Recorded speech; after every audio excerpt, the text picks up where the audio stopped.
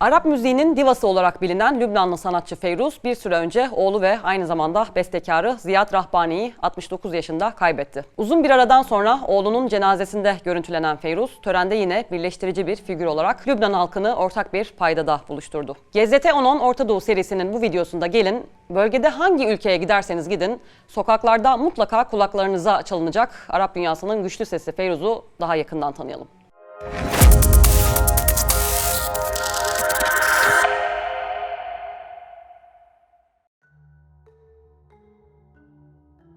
Gerçek ismi Nuhat Vadi Haddad. Lübnan İçişleri Bakanlığı'nın kayıtlarına dayanan Britannica ansiklopedisine göre 20 Kasım 1934 günü Beyrut'ta doğdu. Zukak El Blad isimli daha çok Hristiyanların yaşadığı fakir bir semtte büyüdü. Ailesi Beyrut'u çevreleyen Lübnan Dağı vilayetinin Şuf ilçesinin köylerindendi. Hayat koşullarının zorlamasıyla büyük şehre göç eden bir aileydi. Nuhat fakir bir çocukluk geçirdi. Ancak bütün maddi olumsuzluklara rağmen mutlu bir çocukluk. Sıkı aile içi bağlar, güçlü komşuluk ilişkileri, samimi dini bir çevre ve anneannesinin yaşadığı köyde geçen yaz ayları. Hayatı boyunca hasretle anacağı hayatının sevgi dolu bir dönemiydi.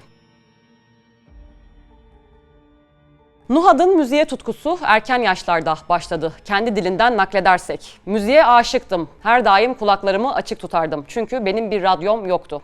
Komşuların radyosunu dinlerdim ve ben de söylemeye çalışırdım. İlk dinleyicileri ailesi ve komşuları oldu. Yaz aylarında ise anneannesi. Sesinin güzelliği okulda da fark edildi ve okul korosunda kendine yer buldu. Henüz 12 yaşındayken okulda katıldığı bir konserde fark edildi. Konseri dinleyenler arasında bulunan Lübnanlı besteci ve konservatuar hocası Muhammed Fleifel tarafından. Nuhat konservatuara kaydolmakla kalmadı. Fleifel'den dersler aldı, ses tekniğini geliştirdi. Yine Fleifel'in aracılığıyla ulusal radyoda şarkılar söylemeye başladı. Sesi radyonun müzik bölümünün müdürü Halim El Rumi'nin de dikkatini çekti. Hatta radyonun korosuna alındı. Nuhad'a sahne ismini El Rumi verdi. Sesinin nadir var olan türden olduğuna gönderme ile turkuaz renkli taş anlamına gelen Feyruz. Nuhat Haddad'ın veya artık sahne adıyla Feyruz'un müzik hayatının en kritik dönüm noktası radyoda Asi ve Mansur Rahbani kardeşlerle tanışması oldu.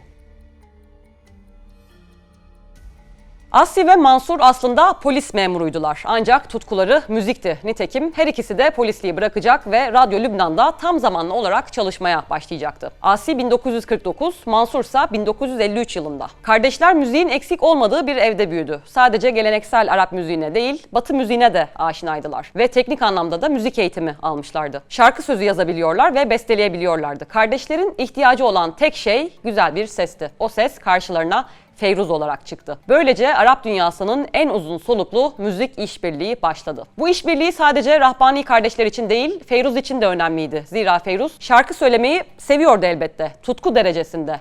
Ancak karakter olarak hırslı biri değildi. Bir yıldız olma hayali yoktu. Muhafazakar bir aile ve çevrede büyümüştü. Kendisi de muhafazakardı. Şarkı icra etmeden evvel kuytu bir köşede diz çöküp dua eden biriydi. Ve Rahbani kardeşlerle tanıştığında henüz 15-16 yaşlarında utangaç genç bir kızdı. Kendisine yapılan bütün teklif ve tavsiyelere ben yapamam tepkisi veren utangaç genç bir kız. Cesarete, güvene ihtiyacı vardı ve bunları ona öncelikle Asi verecekti. Öyle ki Feyruz'un ileride yapacağı hiçbir şeyi düşünme ihtiyacı olmayacaktı. Asi onun yerine düşünecek ve karar verecekti. Asi bunu ilk yıllar bir iş ortağı olarak yaptı. Daha sonra ise hayat arkadaşı. Asi Feyruz'a ilk ne zaman ve kaç kez evlenme teklif etti bunu bilmiyoruz. Ancak 1953'te yaptığı teklifi Feyruz kabul etti ve çift 1954 yılının Temmuz ayında evlendi. 2 yıl sonra ilk çocukları Zeyd dünyaya geldi. Zeyd büyüdüğünde annesinin şarkı sözü yazarları arasına girecekti. Feyruz ve Asi çiftinin Zeyd'den sonra 3 çocuğu daha oldu. 1958'de Hali, 1960'da Layal ve 1965'te Rima. Ailesi Feyruz için bir sığınak olacaktı. İçine girdiği ancak tam kıyısında durmak istediği dünyanın içinde sakin bir liman.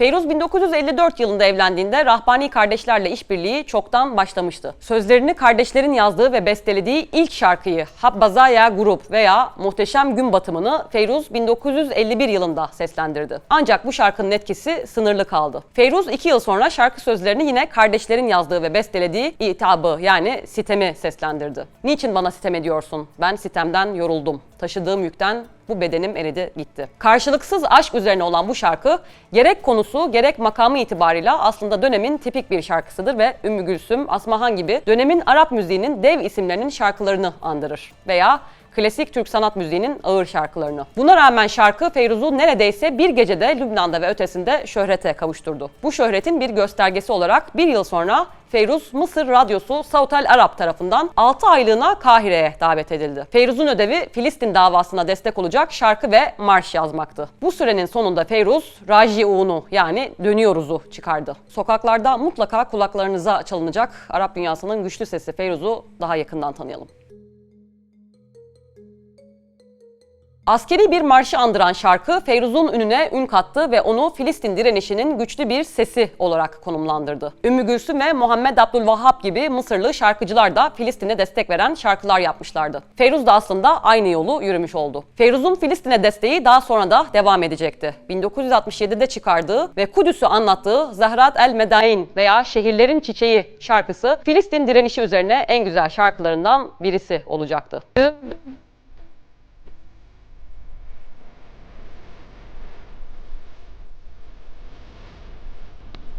Feyruz ayrıca 1972'de içinde Zahra Del Medain'in de olacağı 7 şarkılık Kalbimdeki Kudüs isimli bir albüm çıkaracaktı. Feyruz'un Filistin'e desteği öylesine nettir ki birçok Filistinli onu aslen Filistinli sanarak büyüyecektir. Filistinli şair Mahmut Derviş ise hiç kimsenin Feyruz ve Rahbani kardeşler kadar Filistin davasına sanatsal olarak katkıda bulunmadığını söyleyecektir. Feyruz ilk canlı konserini 1957'de Lübnan'ın antik kenti Baalbek'te verdi. İlki 1956'da yapılan Uluslararası Baalbek Festivali'nde. Festival dönemin Lübnan Devlet Başkanı Kamil Şamun tarafından destekleniyordu ve antik kenti inşa sürecindeki modern Lübnan'ın milli sembolü olarak öne çıkarma gayesini güdüyordu. Lübnan'ın antikliğine güçlü bir göndermeydi. Ayrıca opera, bale, orkestra gibi Batı menşeli sahne sanatlarını içermesiyle de Lübnan'ın modernliğine. Haliyle klasik Arap müziğiyle adını duyurmuş Feyruz'u uluslararası nitelikte böylesi bir festivalde çıkarma kararı zor alınmış bir karar olsa gerek. Neticede Feyruz festivalde yerini aldı ve Lübnan Ya Ahtar Helva, Lübnan Yeşil ve Tatlı isimli şarkısını seslendirdi. Feyruz'un şarkı performansı görsel olarak da bir şölendi. Feyruz, Baalbek Tapınağı'nın sütunlarından birinin yanında şarkısını icra ediyordu. Ancak farklı açılardan gelen ışıklar Feyruz'un uçtuğu etkisini yaratıyordu. Şarkının bitmesiyle deyim yerindeyse bir alkış tufanı koptu. Feyruz festivalde ayrıca Rahbani kardeşlerin Takalid ve Adat yani Gelenek ve Görenekler isimli müzikalinde de yerini aldı. Feyruz'un festivale katkısı öyle çarpıcı oldu ki aynı yıl dönemin Lübnan Devlet Başkanı Şamun tarafından Şövalye Şeref Madalyası'yla ödüllendirildi. Takip eden yıllarda da Feyruz, Baalbek Festivali'ne katılacak, sadece şarkılarıyla değil, müzikalleriyle de katkı yapacaktı. Neticede de Feyruz'un adı festivalle öylesine özdeşleşecekti ki sanatçıya takılan lakaplardan biri Baalbek'in Yıldızı, diğeri ise Antik Tapınağın 6 sütununa gönderme ile Baalbek'in 7. sütunu olacaktı. Feyruz'un oldukça üretken bir sanat hayatı oldu. Çıkardığı albüm ve seslendirdiği şarkı sayısı tartışmalı. Doktora tezini Feyruz üzerine kaleme alan Lübnan asıllı müzikolog Kenneth Habib'e göre Feyruz'un resmi olarak çıkardığı albüm sayısı 110 civarı, şarkı sayısı ise 1700. Daha muhafazakar tahminlerse 70-100 arasında albümden 1300-1700 civarı şarkıdan bahsediyor. Feyruz'un rol aldığı müzikaller ve filmler hakkında daha net konuşmak mümkün. Arap dili ve edebiyatı uzmanı Christopher Stone'a göre Feyruz 3'ü sinema filmi olmak üzere toplam 30 müzikalde rol aldı. Bu müzikallerin 23 tanesinde Rahbani kardeşlerin imzası varken 7'sinde de 26 Temmuz 2025 günü 69 yaşında vefat eden oğlu Ziyad Rahbani'nin imzası vardı. Feyruz Lübnan'ın dışında da canlı konserler verdi. Feyruz online sitesinin kayıtlarına göre sanatçı bazılarında birden fazla olmak üzere ABD, Arjantin, Avustralya, Birleşik Arap Emirlikleri, Bahreyn, Brezilya, Cezayir, Fas, Fransa, Irak, İngiltere, İsviçre, Kanada, Katar, Kuveyt, Meksika, Mısır, Suriye, Tunus, Ürdün ve Yunanistan'da konserler verdi. Türkiye'de ise herhangi bir konseri olmadı.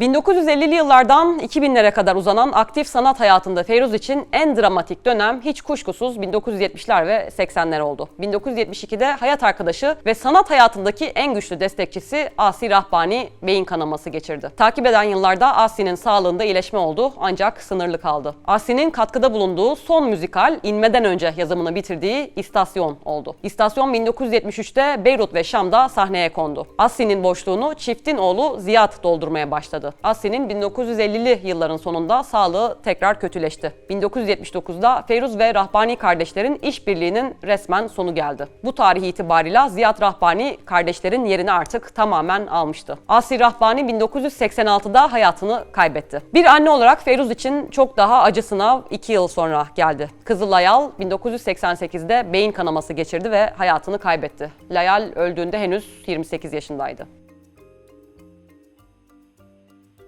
İlk önce Asi'nin, daha sonra Layal'in ölümü Feyruz için çok zor bir dönemin sonunda geldi. Lübnan İç Savaşı'nın son demlerinde. Feyruz'un yıldızının parladığı yıllar Lübnan'ın en azından belli bir kesimi için altın yıllarıydı. Orta Doğu'nun İsviçre'si olarak anıldığı yıllar. Lübnan sadece ekonomik ve finansal bir başarı örneği değildi. Belki daha da önemlisi farklı etnik ve dini grupların barış içerisinde yaşayabileceğinin göstergesiydi. Hatta ülkenin politik sistemi de bu farklı etnik ve dini toplumsal yapıyı temsil etmek üzere inşa edilmişti. Ancak Orta Doğu'da Lübnan'ın ötesindeki gelişmeler bu yapıyı zorlayacaktı. Özellikle 1948'de İsrail'in kuruluşu, ardından takip eden gelişmelerin yarattığı Filistin sorunu ve bunun Lübnan'a taşınmasıyla ülkenin bir iç savaşa sürüklenmesi. İç savaş 13 Nisan 1975 Pazar günü sabahı bir kiliseye düzenlenen silahlı saldırıda 4 kişinin ve bu saldırıya cevap olarak Filistinlileri taşıyan bir otobüse düzenlenen saldırıda 27 kişinin öldürülmesi sonrası başladı. İç savaş 15 yıl boyunca Lübnan'ı esir aldı. Tahminlere göre iç savaş boyunca 150 bin insan öldürüldü, 100 bin civarında insan yaralandı. 10 binlerce kişi kaçırıldı ve bir daha bulunamadı. Yüz binlerce insan evlerini terk etti, çeyrek milyon insan temelli Lübnan'dan göç etti. İç savaş boyunca Lübnan 2 kez işgal edildi. 1976'da Suriye, 1982'de ise İsrail tarafından. İç savaş ve işgaller Lübnan hikayesinin acı bir sonu oldu. Feyruz'un şarkılarına ve müzikallerine ilham olan hikayenin. Feyruz kaybettiği, kaybedilen şeyin değerinin farkındaydı. Bunun matemini tuttu ve bu matemi şarkılarında dile getirdi. 1976'da çıkardığı Bihabbek Ya Lübnan şarkısı Feyruz'un mateminin en derin ifadelerindendi. Sordular bana festivaller ülkesinde ne oldu? Toprağında silahlar ekildi, barutlar, dinamitler. Sordular bana festivaller ülkesinde ne oldu? Dedim vatanım yeniden doğuyor. Onurun Lübnan'ı, gururlu, dik başlı halkının. Feyruz belki de en hüzün dolu şarkısını iç savaşta yeşil bir hatla ikiye bölünen Beyrut için söyleyecekti. 1984 yılında çıkardığı bir ağıt niteliğindeki Li Beyrut, yani Beyrut için şarkısını.